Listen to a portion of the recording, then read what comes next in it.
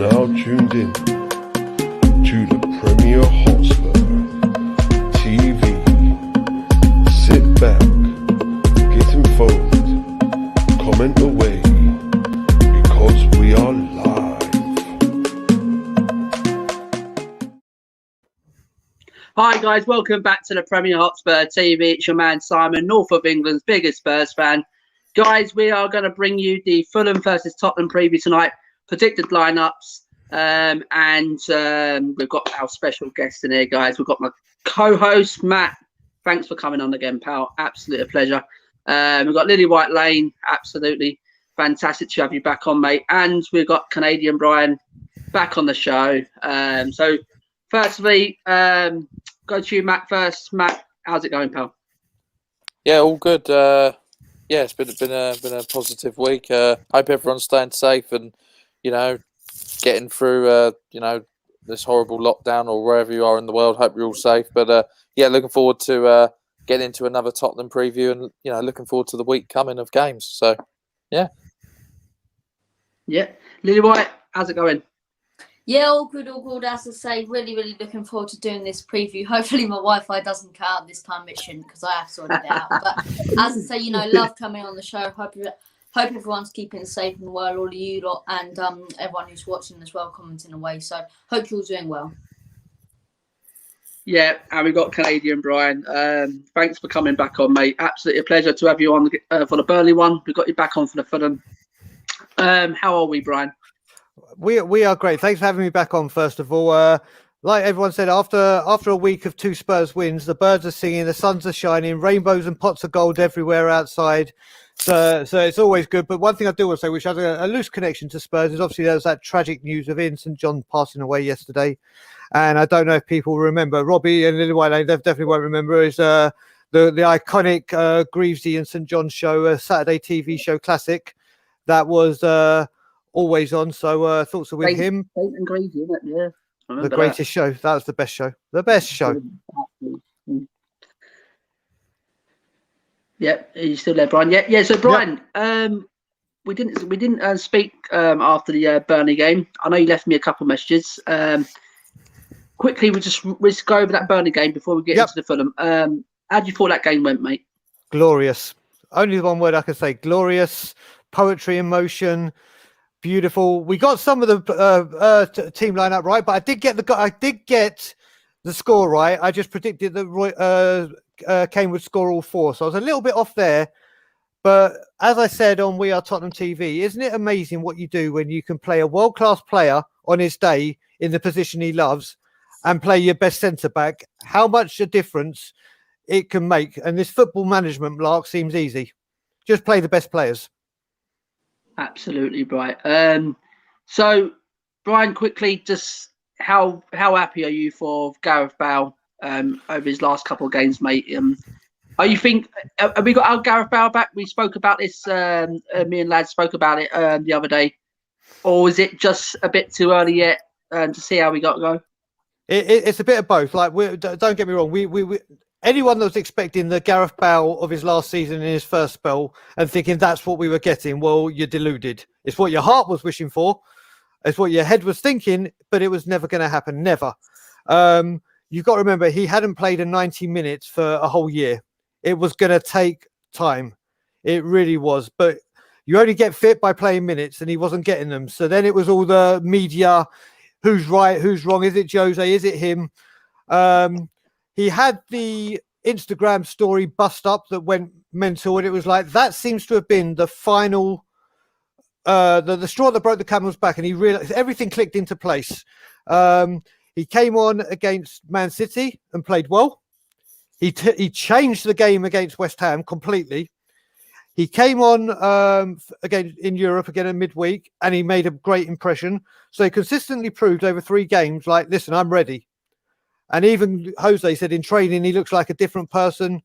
He got the chance to play, and you saw the pace he had. He still can't do it for 90 minutes up and down, but you saw the burst of pace. You saw that exquisite pass for Kane's goal. You saw, I mean, when he got the second goal, you knew the second he put it on his left foot, there's only one place that's going, and that's the back of the onion bag. It was just a cultured finish, a great performance. and you can only keep improving. He's showing the form, and he's a confidence player. And having him peak at this time right now could be the biggest blessing in disguise for what's gone on before. Absolutely, Brian. So yeah, we're all happy then. We're all happy that Spurs are slow but surely coming back into form, and Gareth Bale is showing glimpses of what we've know what he can do, guys. We've got Yusuf. How's it going, Yusuf? He's saying hello to everyone. Luke's in the building. Yo, guys. Yusuf says welcome, guys and ladies. Haha. Lily White intro. Kelly JTV, thanks for you tuning in, mate. We have to go on the run now. No, no buts, no ifs. And Luke says, yeah, mate. Kelly JTV, do you think top 4 is still here? Now that's the question I'm going to put to the thing. Now, before we get into the thing, I'll come to each on the question: is top 4 reachable, or now should we just go for the Europa League and get into Champions League that way? Matt, we'll come to you, mate. I think it is reachable. You know, I'm seeing a few teams dropping off. You know, Leicester have got a few injury concerns. You know, West Ham. You know, they've never been really in this situation before. Will the pressure get to them as the games get close? You know, as less games come. We've been there and done it. I feel like we've turned the corner, and you know, if we keep a solid back 4 and keep Bale firing, and everyone does their job, then yeah, of course we can. Lily White, thanks for that, Matt. Same question to you, mate. Should we now look ahead? Have we got a chance now for top 4, or should we just concentrate on that Europa League to get back into the Champions League? Top 4's definitely possible, but do I think we should throw all our eggs in that one basket? No, I think if we're throwing all our eggs in one basket, it has to be the Europa League, because Jose Mourinho came here to win us trophies. One, it's a big-time trophy, a big European trophy that will get recognised, its brand exposure all around the world for all the different teams that play us as well. The Croatian side, you know, not Australian, the Austrian side, you know, all the sides that are in that competition. It gives us brand exposure. It's a massive trophy, and it's a gateway into the Champions League, right? And for me, I said before, it's going to take a lot more to forgive the past few weeks from Tottenham Hotspur than a 4-0 win against Burnley. So I think tomorrow's going to be a massive test. If we can pick up the 3 points, then I do think we can go on a run. But all I'll say is I'm not getting carried away just yet. It's a big win against Burnley, but it's Burnley. We expected to win. We wanted to win, and we needed to win, and we won. All right? So that's, you know, kind of like Roy Keane says, you know, that's what you expect them to do. It's their job. You go out there, you beat Burnley. Not the hardest thing in the world to do at home. You go out there and beat Burnley. Now, we've got winnable fixtures, Fulham versus Palace. If we can win them 2, head into Arsenal with confidence, it's definitely possible, without doubt. But for me, Europa League needs to be our priority for the rest of the season. Thank you very much, Lily White. It's got a comment saying, guys, Yusuf saying, calling Matt, look, just chilling out there. Brian Island, thank you, Brian, for tuning in, mate. What's up, lads? We're going to smash Fulham tomorrow. Luke says, I think so. Paul's in the building. Paul, away from Florida. How's it going, Paul? Hello, lads. Happy hump day. Luke says, Leicester are joining right now. Yeah. Well said. Well said, Lily White. Guys, still bring your comments in, guys. Smash the like, subscribe if you already haven't, guys. Ask any questions in the chat. If you've got anything to say to the panel, ask in the chat, guys, and I'll get it over to him. Brian, top 4, is it makeable, or should we just concentrate on that Europa League, and it could be a trophy and Champions League? So first of all, I want to say hello to Brian Island, who is my fellow Tottenham Away podcast members. It's good to see him on, and everyone else commenting, but a big up to Brian Island there. So is the top 4 achievable? Yes, it's achievable. And it's achievable for a couple of reasons. A, mathematically, it's still there. And this season is so unpredictable, and so many people are throwing games away. But the thing we have, as we all know as Spurs fans, we have a habit of when these big games matter, something happens and we don't take the points. Perfect example being, my dad came up with the best quote when Chelsea beat Bayern Munich in the Champions League and we lost it. My dad said only Tottenham can lose a game they weren't even playing. So that's what happens with Tottenham. They somehow these things happen. So mathematically and the run, it's achievable. Also, as Matt said, with Leicester having injury problems, for once we seem to be coming out of that problem, whereas other people are going into it. So Lo Celso's the only one, and once he comes back, it's pretty much a fully fit team. So it is reachable, but I'm completely on board with Lillywhite right now. As Jose said, it was like if you finish second or third and you don't win a cup, you come second or third. But if we come in the top 6, 7 or 8 and win a trophy or the Europa League, we're Champions League and we have a trophy.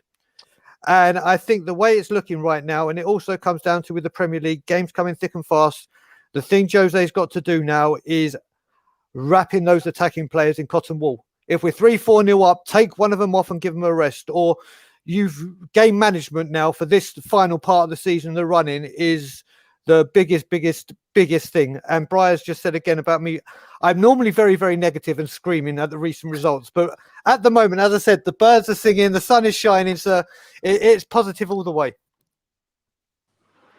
Yeah, thank you very much, Brian. Yeah, and to me, guys, me personally, the top 4 is still there. We've got a game in hand, guys, and I think we can still catch that pack. But at the end of the day, and as you said there, Brian, we can go and finish third or second and end up with no trophies. And at the end of the season, that's what us as Spurs fans, we want to see trophies in it. We want to see us pick trophies up. These top 4, everything, it's not a trophy.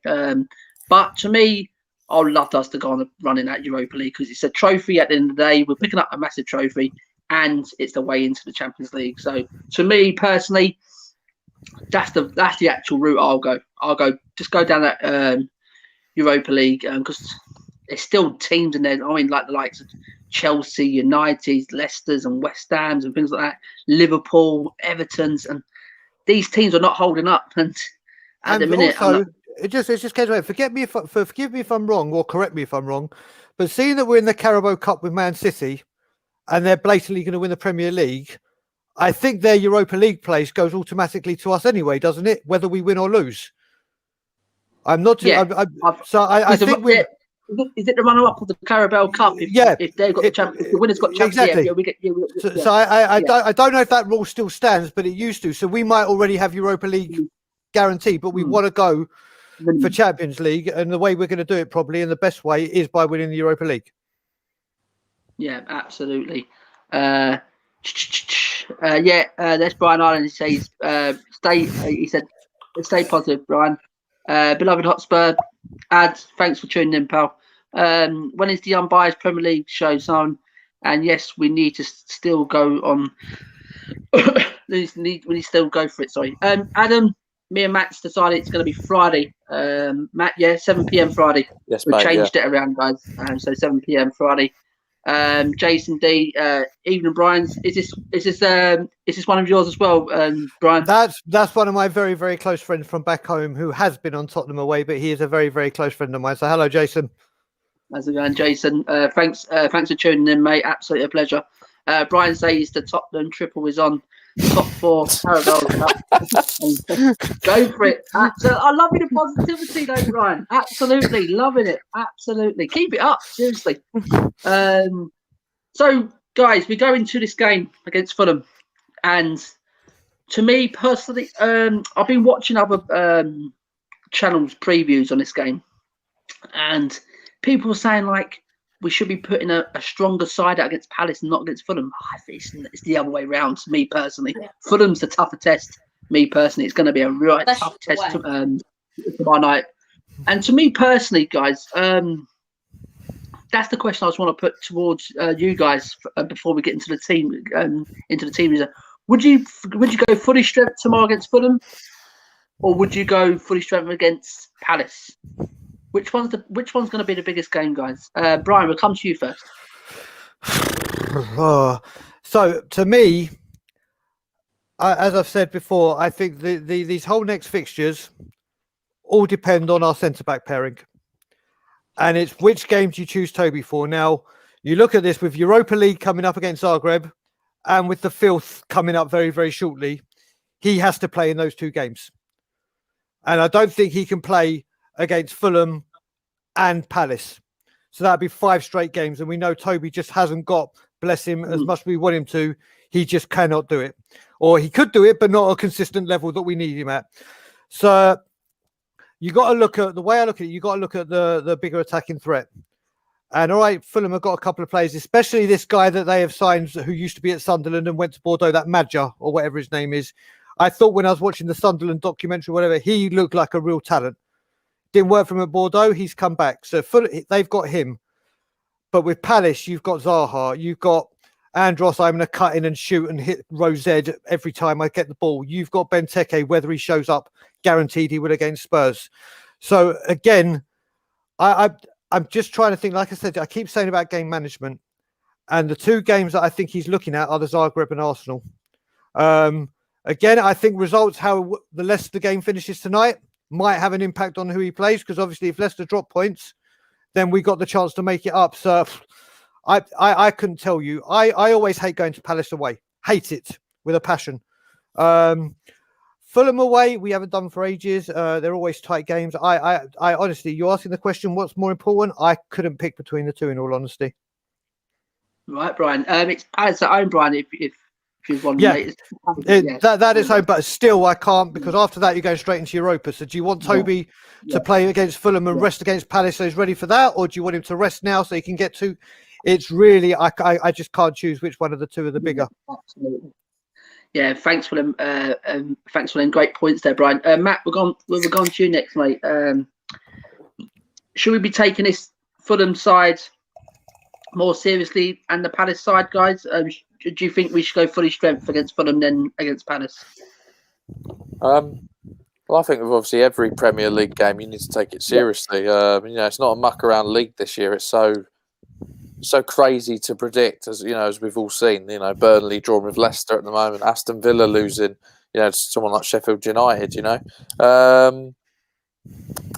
I think to keep momentum, I'd like to see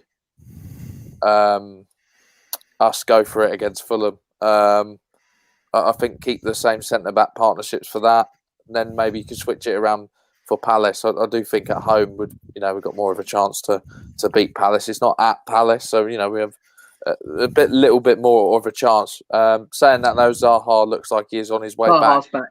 Yeah, so that's just typical luck for Tottenham. That he has been missing for the last loads of games, and then Spurs come round and he's back.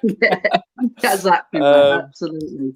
Yeah. But yeah, no, I think to keep the winning momentum, to keep the good feeling going, I'd like to see the stronger team, against Fulham, and then maybe a few changes against Crystal Palace.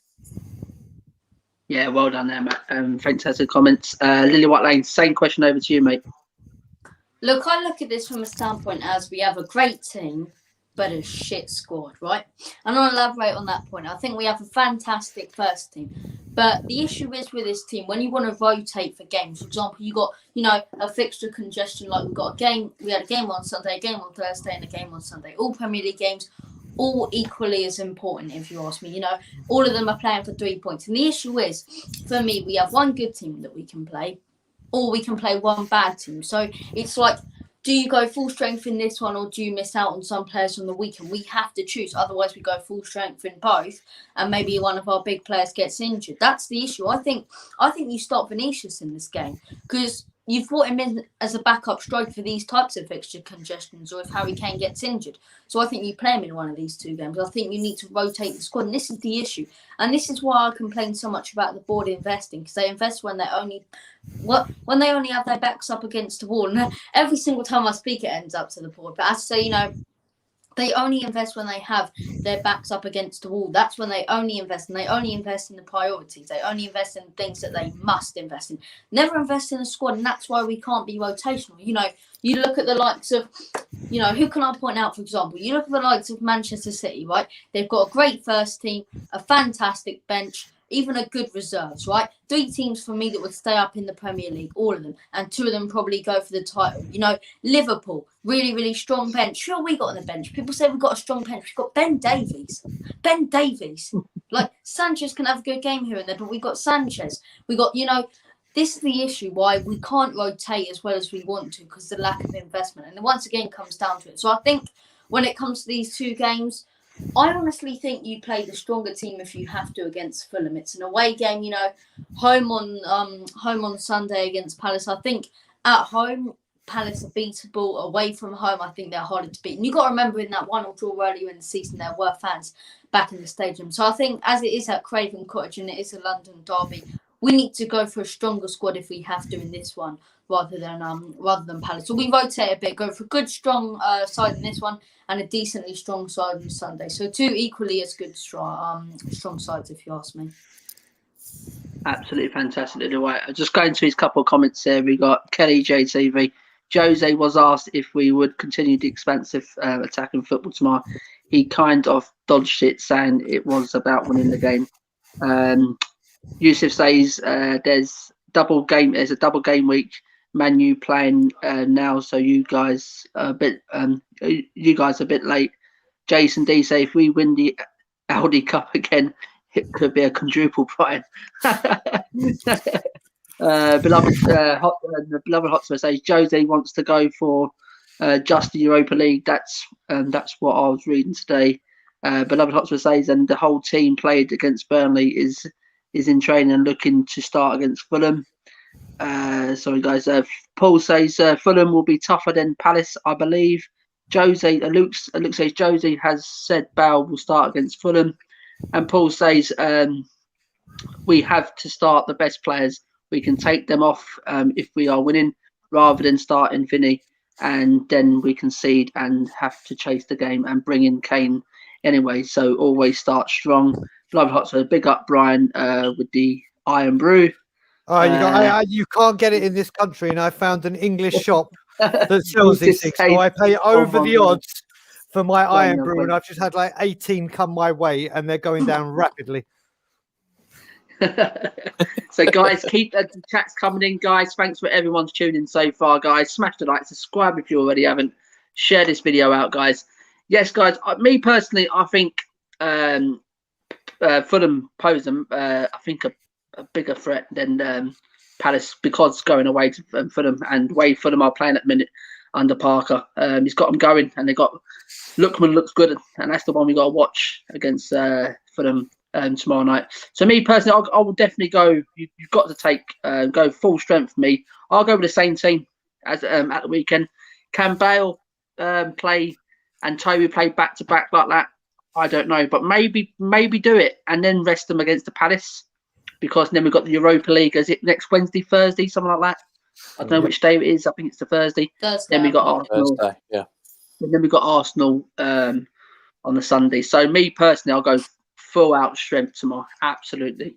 So guys, we're going to these team news, guys, and there's not much from Spurs. We're getting everyone back. This is exactly what we want. And so the team news here, guys. Lo Celso is back in training, guys. He's 1 or 2 weeks away, Jose said. So that's fantastic news. Guys, Brian, come to you first. Lo Celso back in training. Jose says 1 or 2 weeks away. Maybe against Arsenal, Brian. Do you think it could be making the bench against Arsenal? I think he's making the bench against Fulham or Palace. Like he said with Sun and Manchester United, you never know with an injury when Jose says, yeah, he's out or he's a couple of weeks away. For all you know, he's in full training and he's playing and he's ready to go. It's just another ace in the mind games, the psychological mind games that he plays. So for all you know, he could be back. And then when you look at it, if we could have Bale, Lo Celso, Lamela, Lucas, Kane, Son, all fit and raring to go, there's game management and squad rotation there. So having him back, I think he is a huge player for us. Last season, we got to see just glimpses of him. He has been really hampered by injuries this season. And obviously, it's been hard for him to get back in. And obviously, Ndombele being what he has been, it's been hard. But having him back is massive. And I actually think if we go on what Jose's done before, I reckon he's a lot closer to making the bench against Fulham or Palace than what he's saying in a couple of weeks. And Brian, quickly, while you're there, mate, we're missing some creativity in the team.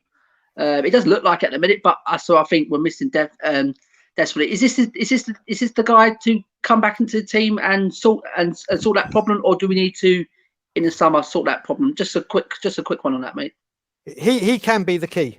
You got to remember when we were playing him last season, we didn't have a Højbjerg to do that work, so everyone was getting ripped to pieces. He has the potential. Last season we didn't have a team anyone could trust. Now we've got options. It's just finding that right place and that right midfield, which looks like Ndombele and Højbjerg.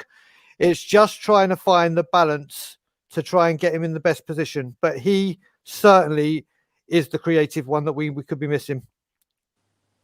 Absolutely, mate. Matt, we'll come to you, mate.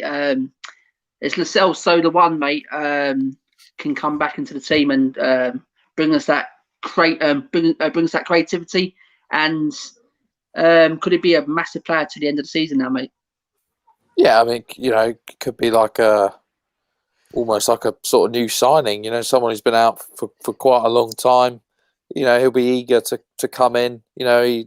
We've saw a lot of glimpses of him last season. Where he carried the ball.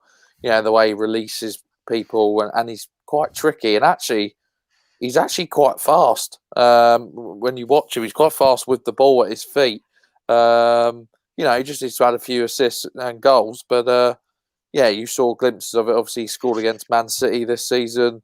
I think he could be a big player, towards whenever he comes back in. And, maybe like Brian says, it's he could be back earlier than expected. You look at Reguilon, we didn't think we got told he wouldn't be back for West Ham, and then he's in the starting 11 that next day. Exactly, so you just never know with Jose, mate. Mind games. Yeah, exactly, pal. Before we get to Lily White, we've got a couple of comments here, guys. I'd just like to keep these happy in the chat, guys. Paul says, yes, Brian, we're paying over the odds. I have to pay $7 for a jar of tickets. Oh yeah, with Piccadilly, I've got that, and we've got crunchies in it. I mean, the prices are ridiculous, but worth it. I need to keep my English roots. Brian says Serge has to start. Lookman will destroy Doggett. Yeah, absolutely, mate. He's absolutely fantastic this season so far. Jason says, personally, I think Lo Celso needs to earn his place back. If we put him straight back in the squad, any progress with Delhi, will be out the window. Yeah, absolutely. And Will's given that. Don't know what for. Will, do you want to come in and tell us why, pal?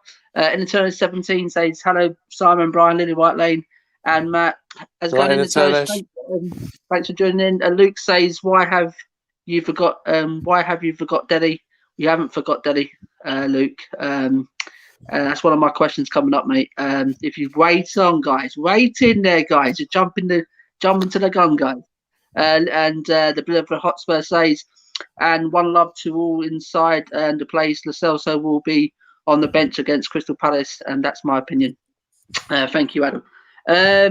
Lily White Lane, can Lo Celso come back, mate, and make that difference, creating goals for this team again? He's one of my favourite Tottenham Hotspur players right now. He's the type of guy who can weave in and out into space. Basically, we saw it in the Arsenal game. He led both our counter-attacks in that one. I think he's absolutely fantastic. But he reminds me a little bit of Darren Anderton in the way that he's a real good player. But he can't stop getting injured. He's been here for 2 years and the guy's gotten 2 injuries and he's missed out loads of football. He was injured about 3 or 4 times at his old club in Spain. So I just hope he can sort these injuries out and stay fully fit for the rest of the season and hopefully next season. And there is rumours that he could be going in the summer, but for me, I'd love to keep him. He just needs to sort out these injuries, and it'll be absolutely fantastic to see him back. But for me, you don't play him until he's fully fit because we don't want to risk another injury. Yeah, absolutely, mate. Yeah. Me personally, the back end of last season, he was fantastic. It was Spurs' best player, and I thought, well, we've got something special here going into this season. And the injuries have just cropped into him, and this reminds me of Lamela. It just reminds me of another story like him. But hopefully he can come back into this team. And what Jason said there, he has, or was it Brian? I think it's one of them guys said, has to earn it, and that is absolutely spot on. He has to earn his place. He can't just, because that will just tell like the players like Delhi. You know what I mean? Like if Lo Celso just comes straight back into that team over Delhi, you know what I mean? It's not fair. So yeah, Me personally, he's a talent. He needs to keep fit. He needs to prove himself now. He needs to get himself ready. And when he does get his chance, he needs to fire like what Bale's done when he's come back into the team and Ali. So me personally, he can be that creative threat we're missing, because we are definitely missing someone in there. So that's what the last question before we go into onto the Fulham team news. Apart from that, guys, there's no other new injuries, which is absolutely spot on for Spurs. Looks like we're getting everyone back, firing. Hopefully, no more injuries till the end of the season. Fully fit team, hopefully going and firing all fronts. Hopefully, fingers crossed. We'll go on Dele Alli quickly, guys. Does he deserve a chance now against Fulham? No. Is this where he needs to? When he needs to rotate? To me personally, he's not gonna literally convince people just by sitting on the bench. He needs game time, and the only way he's gonna do that is starting games. Now, would you start him against Fulham quickly, guys? Before we get into the Fulham team news, Matt, we'll go with you first, pal. No, I don't think I would. I think you keep the same team that, if you can, that won 4-0. Who'd you take out? They've all, just won quite a convincing game. Lucas Moura, he's obviously got, 2 goals in his last 2 games. He looks quite lively. I'd probably put Dele in maybe for Palace. Right. Okay. Wow. Against Palace, not Fulham, Matt. No. You won't. No, not Fulham. No. Right. Okay. Lily White Lane, we'll come to you next, mate. Dele in against Fulham, or No. where are you at with Dele? Oh, right now, I can't stand him. Right now, he's one of the least likeable people at Tottenham Hotspur, and I'll get to why in a minute. When he first came in from MK Dons, the guy was a bag of skills, absolutely phenomenal. Pressed high, he was brilliant. And for me, his peak was in 2017. Definitely our player of the season, if you ask me. But since then, ever since his form died down, he's got a massive attitude problem for me, Dele Alli. He's got an attitude. He constantly wants to play and stuff. And who can blame a player for wanting to play? I'm not saying that. But what I'm trying to get at here is Dele Alli's got a massive, massive confidence issue. And at the same time, an attitude problem. Play me, play me. Yet when he plays in the big-time games, he doesn't perform. He hasn't performed in a long, long time. He does little flicks and tricks and gets the ball taken away from him. Sure, that's going to work against Wolfsburger, but it's not going to work against a Burnley, even a Fulham, a Palace, an Arsenal. It's not going to work against those teams. And for me, the guy does not deserve to start in this team because he does not have the right attitude, right? You're playing under one of the most successful coaches of all time, yet you've won absolutely nothing in your career and think you know better to tell him that you deserve to play. Shut your mouth. Wow. Dele Alli, wow. I'm a massive Dele Alli fan, so I'll get onto my say in a minute, right? But thanks for your comment there. Thanks for your opinion, pal. Absolutely. Brian, where are we at with Dele, mate? I'm at the same. At the moment, I'm a no. Don't get me wrong. Dele Alli is a phenomenal talent. Dele Alli 2017 was probably the best youngster in Europe, hands down, in his position, without a shadow of a doubt.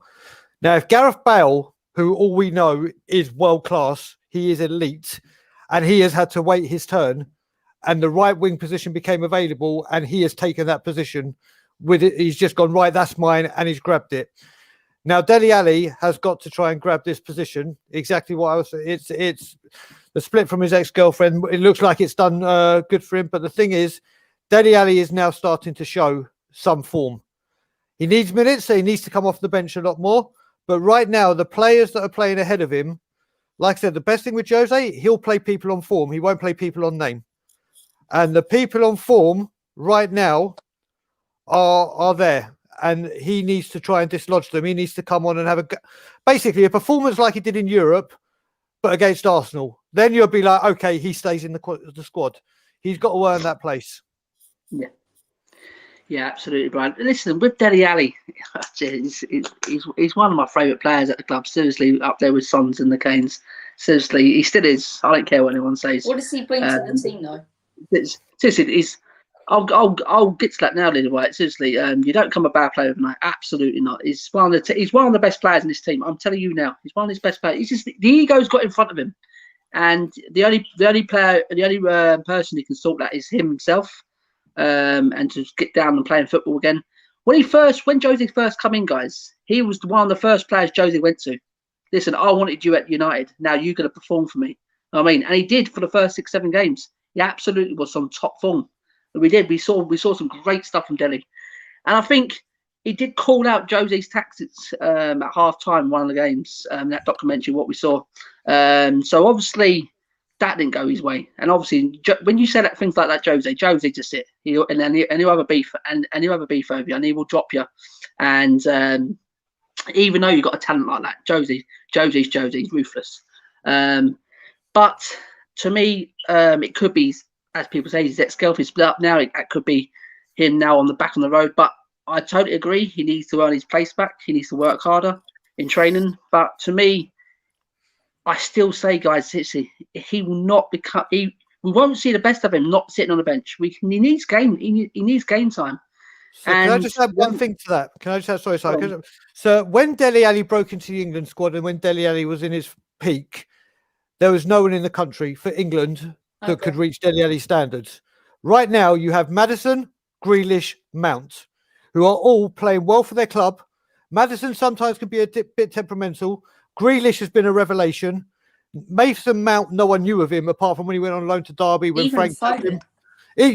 How could I forget him? Even him, top of the list. Yeah. Now there are 4 people there that are gunning for what Dele's spot was outright. Yeah, but if he should have any mentality to say, right, I want to be the Dele Alli I can be, it's a Euro coming up, a World Cup coming up, whatever it may be. He should have his head screwed on and be doing it. Yeah, Brian, I can see where you're coming from, though, mate. Seriously, but these are players you're mentioning that they're playing regularly for their teams. Maybe they ain't got big egos like what Dele's got. I know Dele's got a massive ego and a chip on his shoulder, things like that. He thinks he's the best thing in there, but I think he knows what he's done wrong, and given time, I think he can turn it around. I really, really do. The smile's back on his face as well.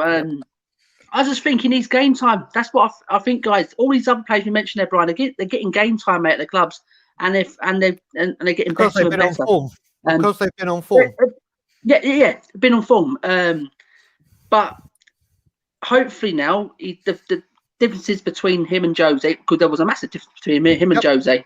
That looks like that's been sorted until end of season, right? Just hope now Dele now puts that shirt back on and Jose trusts him. The only way we're going to see Dele Alli perform again is him going on that pitch and getting selected, because some of it's not Dele's fault. If he's not getting selected, Brian, you have to admit that, mate. He's not getting selected. He's just sitting on that bench, mate. How we know he can become that player we knew to when we had. I just want to comment on something though. All right, cheers. This is something that I've realised though. You talk about Mason Mount, Phil Foden. Nobody knew who Phil Foden was. Nobody knew who Mason Mount was, but their managers gave them a chance and they took the chance. How many times this season has Jose Mourinho given Dele a chance? Like, fair play, he did a good job in the Europa League against Wolfsburg, but how many Premier League chances has he given him? Everton, he failed. Southampton even, he failed. All of these games earlier in the season, all the games where he's brought him on or started him. Yeah, but that's when he had a problem with Jose, though, Lily White. That's the thing. When he had a problem with Jose. And I think now, mate, he's if you saw him the other day, mate, he's got that smile back. Yeah. Back then, he had no smile, mate. His head was down in the dumps and he didn't want to play. Since he wanted out, he wanted to go PSG. But now I think the differences have been set aside.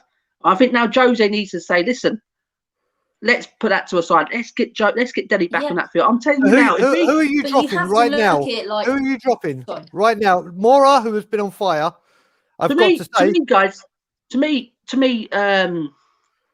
I've definitely start with Morris still, because as what Will said here, Will one of his Will said, sorry guys, Will said, yeah, this one, Mora 3 returns in 3 last results. We can't stop. That's it. We can't drop Mora for that. I understand, but to me personally, it needs not just 13 minutes and things like that, and that's what he's getting at the minute, and that's what people slate. He comes on. Oh, there he goes. He's done his. He gets 13 minutes. Christ's sake! I have to say that when he came on the other day, he nearly got an assist straight away. So there was link up with Harry Kane there almost straight away. So there are glimpses. Yeah, actually, I want to go ahead. I want to go away from Dele, but I just wanted to see. I think Dele he can be a big time player for us for the rest of the season, like Gareth Bale. People's got different opinions on Dele, but to me, that boy, if he gets a couple of games running to the team, starting, I mean, don't keep taking off after playing 90 minutes. Well, this is what it comes down to. What I said at the beginning. This is where Jose earns the big bucks. This is game management and thinking about Europa and thinking about the Carabao. This is where he's going to have to tinker and change. And Dele will get his time, but he's got to do it wisely. Yeah. As I said, and if he fails, and we can say, you know what, you've been given your chance, Dele. You know what I mean? But you can't judge Dele at the minute, mate, by sitting on that bench, not getting starting time, and plus only getting 10 minutes. He doesn't like the fact that under Pochettino, he could get away with a bad performance for a year, for an entire season, the whole from 2018 to 2020. Dele Alli was woeful for me. Then, absolutely awful. The thing is, Lily White. As I said, I'll stop you short there. I'll stop you short there, pal. Listen, when Jose came in, right? Why is he still right? The thing is, right? What I can get right. Okay, he's on bad form, right? But why is he still playing Davinson Sanchez and Eric Dyer every single week? Is he LA not just as bad as Dele Alli? I'm not sticking up. Come on, I don't care about it. That's what I'm trying to say. I'm saying he's got a beef with players with Jose, and that's the thing with Jose. That's the only thing what Jose's wrong about Jose. When he gets a beef about someone, it's like Tanganga. He's a centre back. He's not a right back, but he's going to keep playing centre back because he doesn't want to be proved wrong. That's the thing with Jose. He doesn't like being proved wrong. And with Dele Alli, he knows if he starts Dele and Dele starts form, he's going to be proven wrong. And that's the thing with Jose Mourinho. So guys, we could be all night. We could be all night talking about Dele, guys. We'll just crack on. Let me just comment on this very quickly. Well, when it comes to the centre half, right, go on. 1 minute, because time's getting on, mate. Pardon?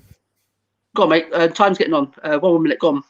Right. So what I'll say now is, right, you talk about Eric Dyer there. I have a massive issue with Eric Dyer and Sanchez, but they always come in and they don't have an attitude problem, and they have put in a good performances here and now. I can't stick up for Jose on that. That's not what I'm saying. I'm saying when it comes to Dele Alli, he needs to take his chance. He needs to take the minutes that he actually got and do something with them and earn that place in the first team. And he earned that place in the first team at the beginning of the season, and he bowled it. He had 2 years straight where he was playing, even though it wasn't on good form because Pochettino was letting him off for that. He was allowed to have a bad performance, for about 3 weeks and then put in one good performance. And I think that's what's starting to show. But as I say, we have to move on with the show as I speak. So Simon, go ahead. Yeah. Right. Just said I heard Lascelles said related to Darren Anderson. Yeah, absolutely, totally agree with that one, mate. Paul says I want Lascelles playing in the 10 role. Jose was playing him in a double pivot with Ndombele as a 10, but Ndombele's fitness is getting better. He can play Lascelles further forwards. Will Stewart, thank you for coming in, Will. Mora, three returns in the last 3 starts. Yeah, I said I'm not dissing Mora at the minute. You cannot drop him. The beloved Hotspur says everyone against Burnley show their value to the club, so why not just start the same 11 to keep momentum going? Yes, the only thing about that, there's a couple of players in there who haven't got the legs to start game after game. That's the only problem we've got in a minute. Jesus Christ, sorry guys, I'll keep losing these comments. Brian says it's his ex-girlfriend's fault. Top 943, thanks for tuning back in, pal. Thank you very much. Hi there, Simon. Hope you're well. Yeah, I'm fine, pal. And Matt. And good, Jason says there's no competition for the places for Grealish and Maddison. Brian says if we needed to rotate, then rotate. Mora can take a game off, and you can start Mora. And you can start. Yeah, Mora. He's not undroppable. Brian, sorry. Start Dele. Yeah, I know what you're on about. Inter 17 says. Poch undermined. Is that what he means? Undermine Dele Alli? Yeah, I think that's what he meant. Or I don't know what he's meant to say there. I don't know what he's meant to say. Will says to defend Dele through a talent player with a chip on his shoulder, who has been humbled and can be a dangerous man in the pitch in a positive way. Yeah, absolutely. Intern 17 says Jose is best manager, but he rates Eric Dyer in the world. Beloved Hotspur, in Jose we trust, in Ali we believe.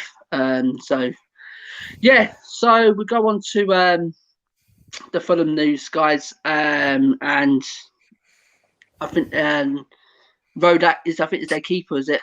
He's got a finger problem.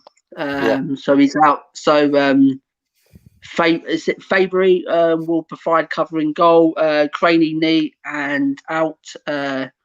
Was it on? Is it? How do you pronounce that one? I'm not really good at pronunciation. Is it Ondunglo? Ondunglo calf out. Mitrovic is in contention to start. Now he's a big game player. We'll go on to key players, guys, for both teams. Who is going to be the key players for this game? Brian, we'll start with you, mate. One for either side to look out for. One of either side, right? Well, I keep saying this. I mean, it's not even what to look out for. I mean, like I said, this game and our next few games completely depend on our centre back pairing. So if I had to pick a player to watch, it's going to be one of those central defenders because I think the attacking four will be the same.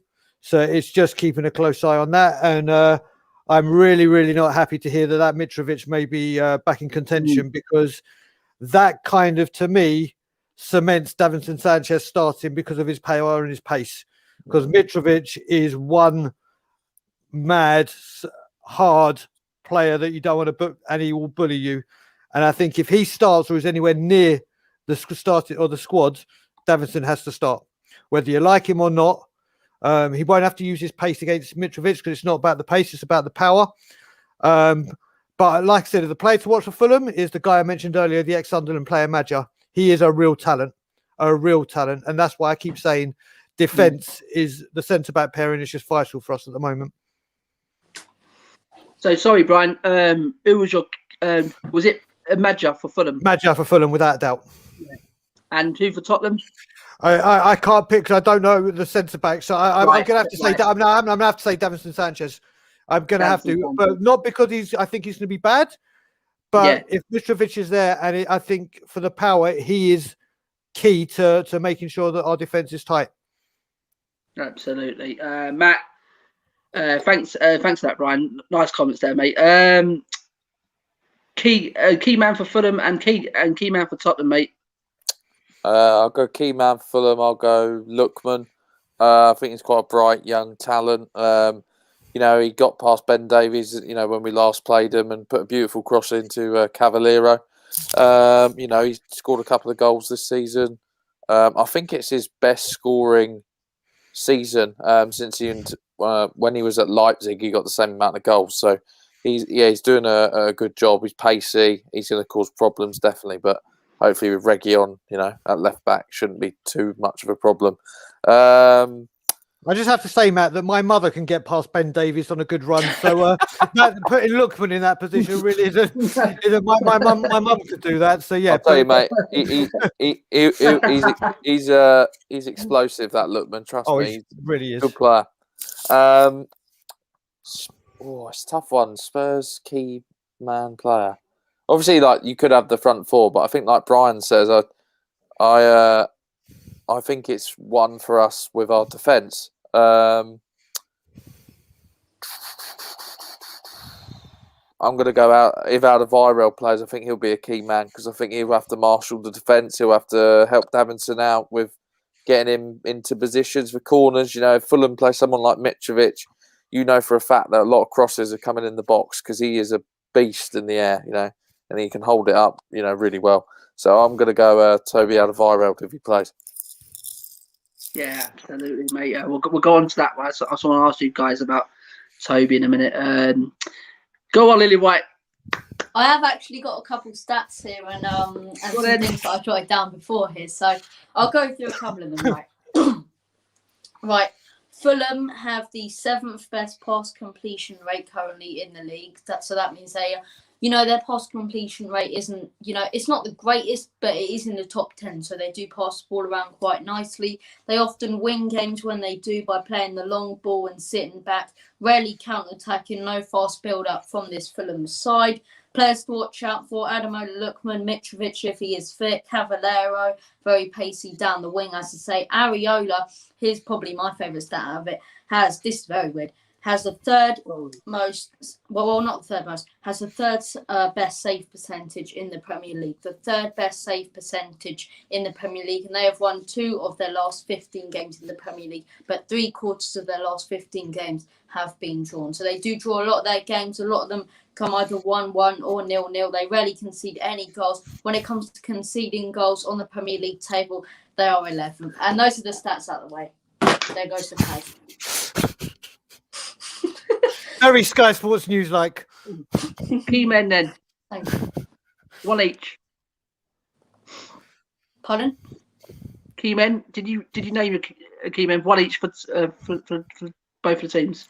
Look, I think for us, if we play Gareth Bale, he'll definitely be key. But especially against a side like Fulham, I think Højbjerg needs to be crucial in this game. He needs to hold up that midfield well. As I say, they like to pass the ball around well, so he needs to hold up that midfield if we keep that midfield line close to our defensive line. I think that's exactly what could work for us. And for Fulham, I think if Mitrovic is fit, in my opinion, he got them to the Premier League again. He won them that playoff final. I think he's absolutely fantastic, along with Sessegnon when he was there, our man as well.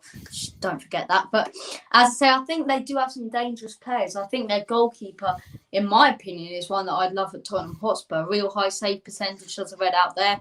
I think he's really, really good at shot stopping, comes out and claims the ball 9 times out of 10. So I think he's really, really good at goal. It's hard to get goals past him, hence the fact they don't concede many. So I think he's going to be crucial. But their most crucial player, in my opinion, is going to be Lookman. The guy's pacey, and especially against our fullbacks, the likes of Ben Davies, or if he plays, he'll probably end up giving away a penalty with that guy bombing past him. So I think he's going to be their most crucial player. Yeah, absolutely. I said Lookman, absolutely fantastic. He's on fire at the minute for Fulham. So I've Loftus-Cheek as well. I've seen him a couple of times for Fulham, and I'm glad he actually went to Fulham. Loftus-Cheek, because he wasn't going nowhere at Chelsea, Good was player. he? And Good player. Fantastic player. He's a very gifted player, Loftus-Cheek. Just hope he can step it up still. But to me, for Tottenham, I think it's got to be Harry Kane. It's seriously his man. Seriously, Aston. I think he's definitely going to be the key for us. Everything goes through him at the minute, and we do look most of the time when Harry Kane don't fire or he's not on form, guys. We do miss that threat up top. Wherever he plays, he can drop into the 10, or he actually plays as a 9, or he comes back and helps defensively. He's such a team player, absolutely sensational this season. Jose's bring a different side to Kane, and what we didn't even know he had. He's improved Harry Kane this season. So definitely Harry Kane for me tomorrow. And I'm going Loftus-Cheek tomorrow for Fulham. I've seen him a couple of times, and seriously, he's a very good player. And in and around the box, mate, seriously, he has got a shot at him, this guy. And I think he could be a right key player for Fulham tomorrow. But hopefully Pierre can do the job on him. If the general turns up tomorrow, as the general does. So he can definitely be the key. And before we go on our predicted lineups, guys, and our prediction before we end the show, Toby and Sanchez. Is Toby the key why Sanchez played that well against Burnley at the weekend? Is it maybe Dyer affecting Sanchez performances, and having someone like an experienced Toby who can defend, he knows how to defend, and can bring the best out of Davinson Sanchez going forwards? Brian, we'll go on to you first, mate. Okay, so as I said on the Tottenham Away podcast, as I said on We Are Tottenham TV, as I said on my own social media, is Toby the reason behind Sanchez's good performance? 100 million, billion, trillion, gazillion, any kind of thing percentage you want to do. I likened it to Ledley King and Michael Dawson. Michael Dawson, when he didn't have Ledley, was still a rock hard defender, put his body on the line everywhere, but he was shaky. Put him next to Ledley King, or put anyone next to Ledley King, Rolls Royce, it's fine. Davinson Sanchez, in his first, let's not forget, his first season at Tottenham, he was absolutely phenomenal, Sanchez, because he had Vertonghen by his side when Alderweireld was injured. This guy needs a leader and an elite defender next to him to talk him through the game and say, right, stay here, drop back, do whatever. Toby and Sanchez, I'm fine with. Sanchez and anyone else? Nah. Yeah. Yeah, I totally agree there, Brian. Totally agree. Matt, do you agree with Brian there, mate? Oh, 100%. You know, I said to you before, if Sanchez plays, as long as Toby's with him, because, you know,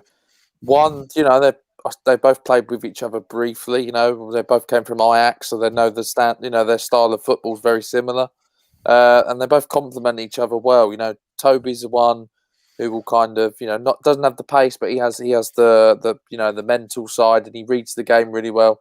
Sanchez uses his pace and his power to, you know, help Toby out and sweep up, you know, other areas of the pitch that he can't quite get to.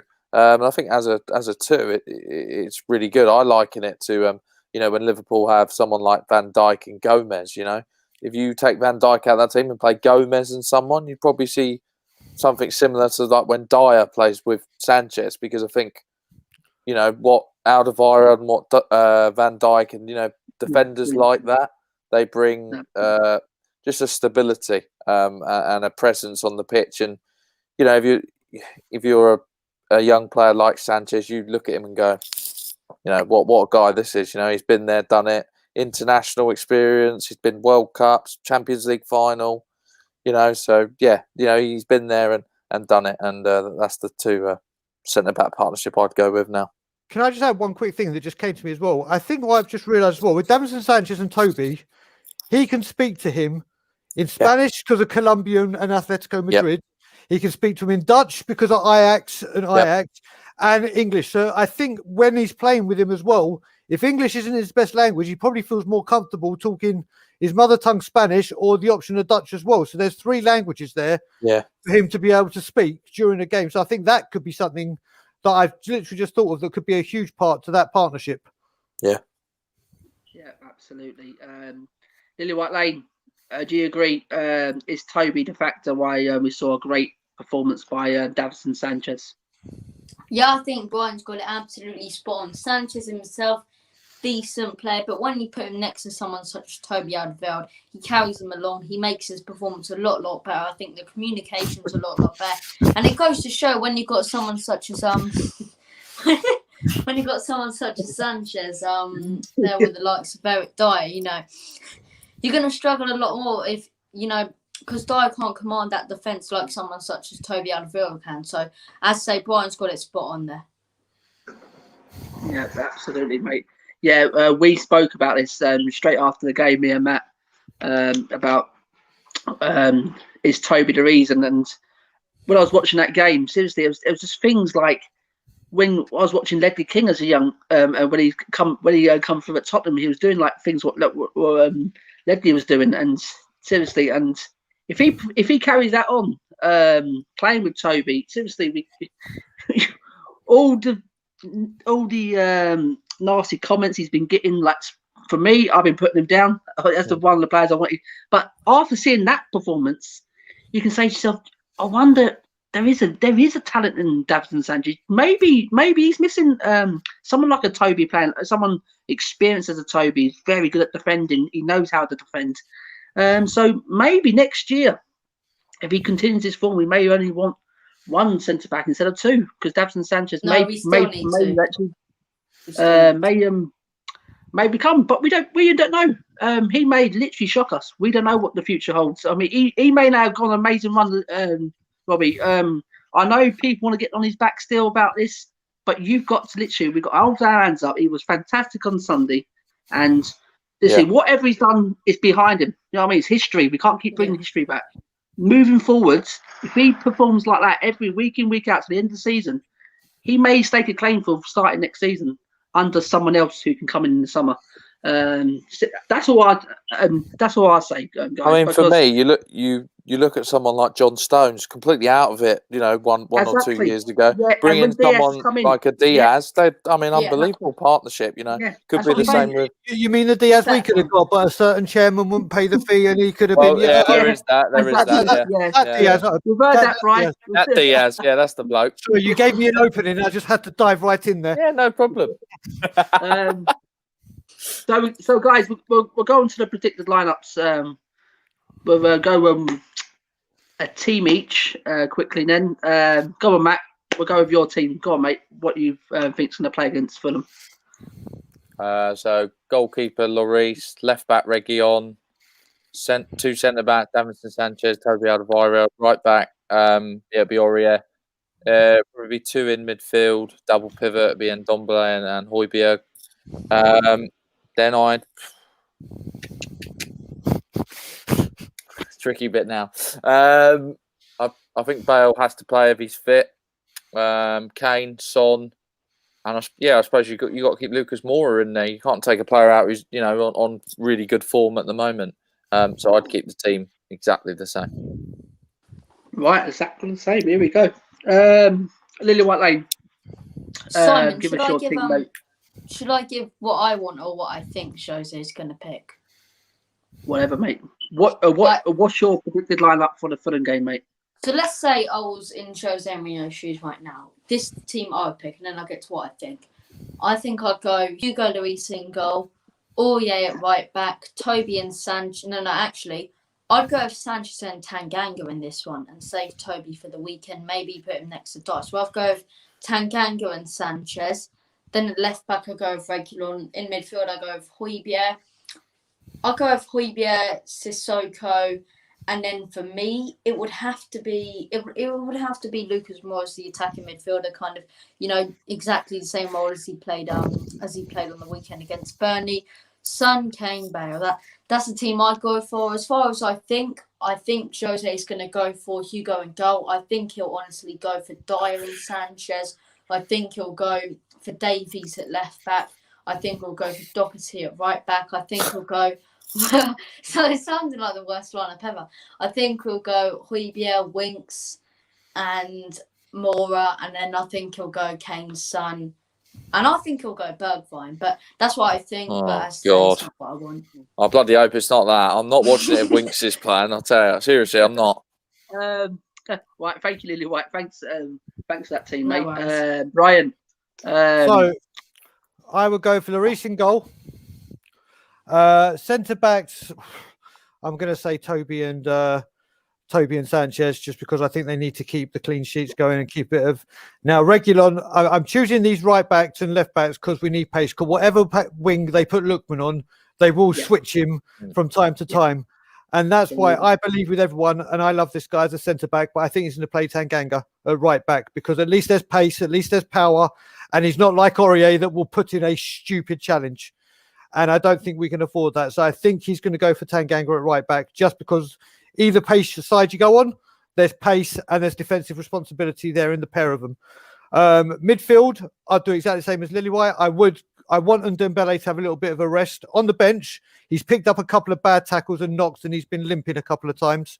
So like I said, again, game management. So I would have him on the bench and I'd start Højbjerg, who for me is the first name on the team sheet, player of the season, signing of the season, signing of the decade, best signing ever. He is the man.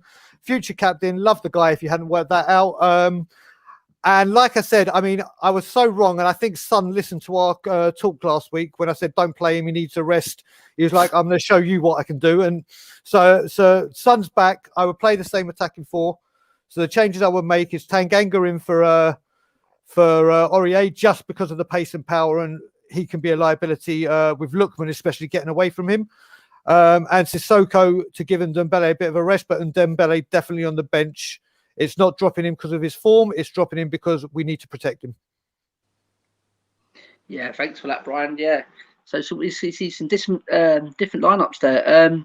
I'll go with Hugo in goal. You have to go with Hugo in goal. To me, the key now to the end of the season, guys, is consistency. We've lacked that throughout the season, guys. He keeps chopping and changing this especially the centre back pairing, chopping and changing to find out which one's the best pair. To me now, we saw something against Burnley, what maybe can work till the end of the season in Toby and Sanchez. But we know Toby, I don't think he can play every game. But in this sort of game, it's going to be a tougher test than Palace at home. I'm telling you that. So I'll definitely go with Sanchez and Toby. And I'm sticking with my man, Aurier. I love him. Absolutely fantastic. He's been revelation this season under Mourinho.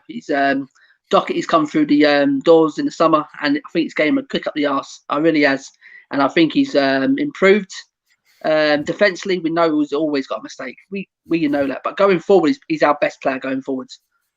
He always makes 1 or 2 chances going forward, and Region at left back. I can see where Brian's come from there, giving Tungi a rest with the games coming up. But to me, I'll leave that against Palace. Fulham tomorrow, I think we're going to need Tungi in with Pierre in the double pivot, and yeah, I'll go with the same 4 as last time. I'll go with was it Son? We played with Son, Bale, Kane, and Lucas Moura. And as I said, with Lucas Moura, you can't drop him in a minute. He's scoring goals. He's got 3 in the last 3, so you can't drop him. But I'd love to see Dele Alli get at least 30 minutes in this game. At least 30 minutes. None of this 10-minute rubbish. At least 30 minutes and start against Palace. I'll start against Palace, me personally, if you're going to keep rotating this team around. Fulham, you have to go, to me, made with the same team we did against Burnley, to keep it consistency, try and get the second win under our belt, because Fulham will pose a massive threat more than Palace, I think, the way they play. So we need to go full strength and go at them like we did against Burnley. Go and get that early goal or 2, and literally put that game to bed. Hopefully by half time.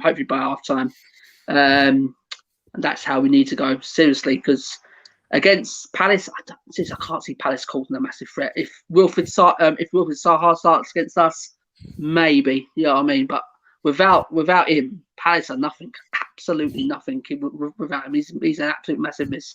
So me, fully strength against Fulham, absolutely fully strength against Fulham. The same team starts for me. Then you can give Toby a rest, and heading into the Europa League and the Arsenal game. So prediction, guys. Brian, we'll come to you first, mate. 28-0.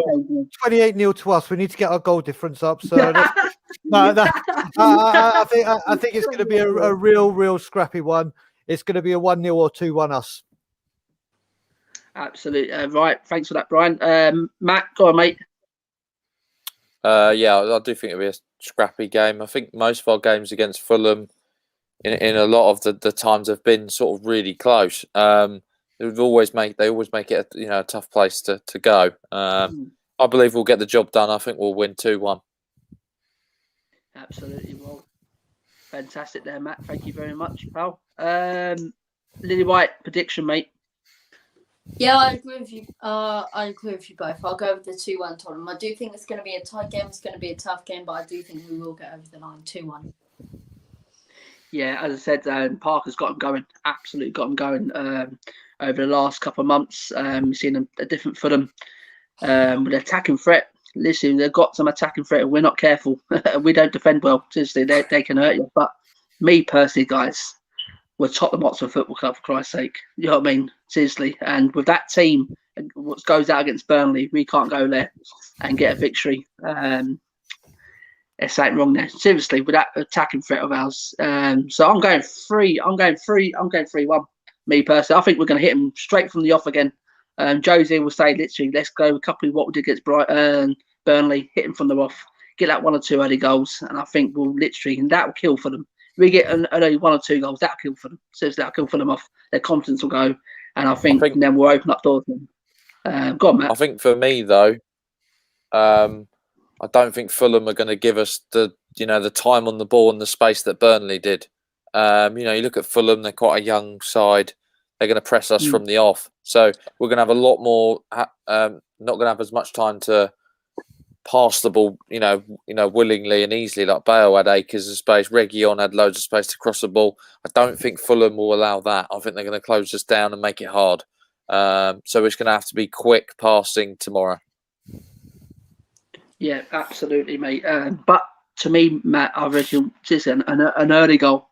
Seriously, I mean, that'll win us the game. Seriously, an early goal. That's the key. And I think that's what Joe's got to go. Literally say to him, literally go and get that early goal. Go in, because it can open up gates. Then, you know what I mean? Because Fulham's not come at us, try and get a goal, and then it'll open up, and we can just hit them on the counter attack. So I think it's definitely goals. Even Brian Brian here, he's gone 3-0 without conceding. That'd be lovely. We cannot concede again. That would be absolutely fantastic. Usually it's gone 1-1. So, guys, that's our preview, guys, of the Fulham and Tottenham, guys. So we all predict Tottenham to win. You guys gone tight. I've gone. I think we're gonna go at them again. I really do. I think this is our springboard. I said to you after the Burnley game, this is our springboard now for the rest of the season. I really do think we're going to go on a run now. Injury free. How many times as a Spurs fan we've heard that and said that? Yeah, that is like Brian, saying Beetlejuice 3 times. Yeah. Don't say Brian, it again. But Brian, listen. I think we have to, mate. Listen. It was a good performance. We've got all our players back now, Brian. So the only one is Lascelles, so now he's coming back now, and I think there's no excuses now to hit the ground running. We've had our bad form now. Hopefully now this is our time now to go on a run now, and you never know. And hopefully I'm right, Brian. Hopefully, fingers crossed. But wait, everything's crossed. So I'll just wrap up. There's some guys. Yusuf says, sorry saying it, but I think Lookman would score again if he plays. Yes, he posed a massive threat to us. Sanchez and Rodon centre back. Sorry, guys. Blade says 5-2. What? Taru, Blade, are you a Spurs fan? Yeah, better not be. Or you're a Fulham fan? Sheffield United with a name like that. Yusuf says Matt isn't happy with my prediction. Top 943 says 2-0. Brian, Paul says I think Brian exaggerated a little bit. I think with the 28 one. And we're going to smash them, Brian. Yes, Brian, that's the one I like. Look, that's the one I like to see. Go on, Brian Ireland. We're going to smash them. That's it. Absolutely confident going to this game. So, guys, Brian, thanks for coming on again, mate. Absolutely a pleasure to have you back on, mate. Absolutely fantastic to see you again.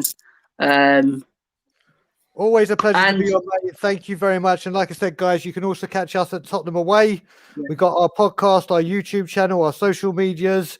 If you want to be on the show, just send an email to hello@tottenhamaway.com. And we look forward to having all 3 of you on soon. I have the honour of Lily White Lane on Monday. So looking forward to that. But come and give us a look. Yeah, fantastic. So guys, go and give Brian and his mate and his team a look on YouTube. Go and subscribe to their channel, guys. And Lily White Lane, thanks for coming on again. Absolutely a pleasure to have you on again, mate.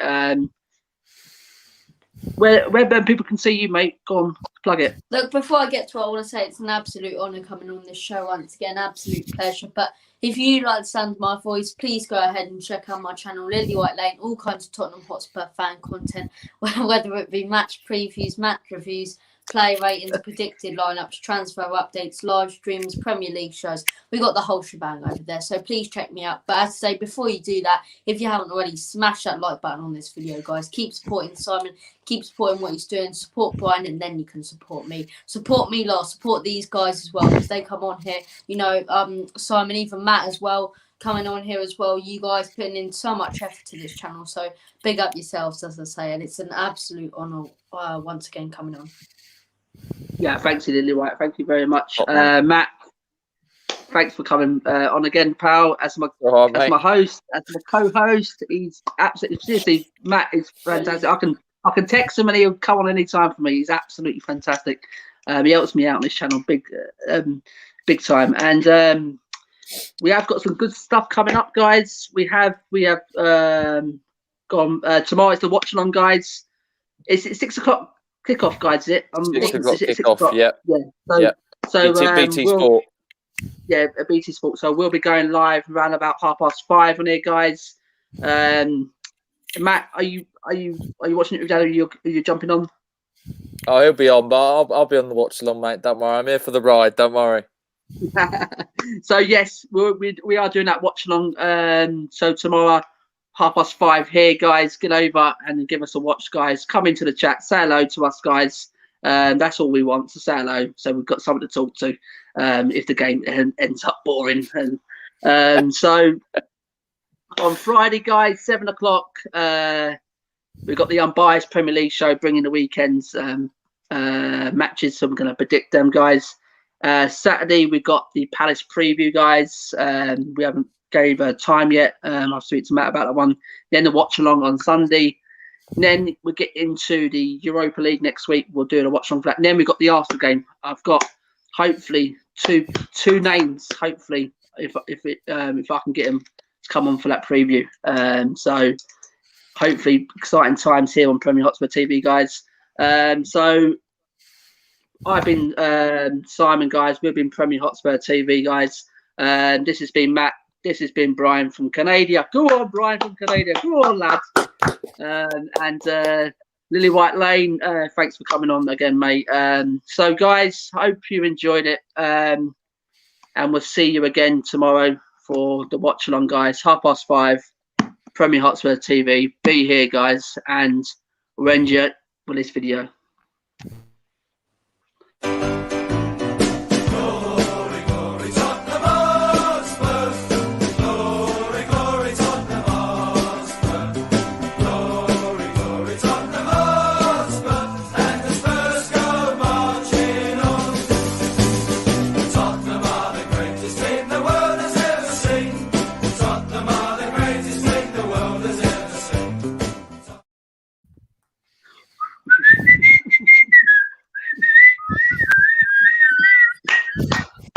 Come on, you Spurs. I think there's a couple of comments that Will says we end up with that one.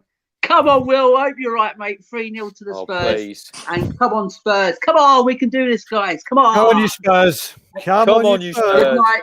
God bless, guys. 5:30 tomorrow night. Be here, guys. See you soon.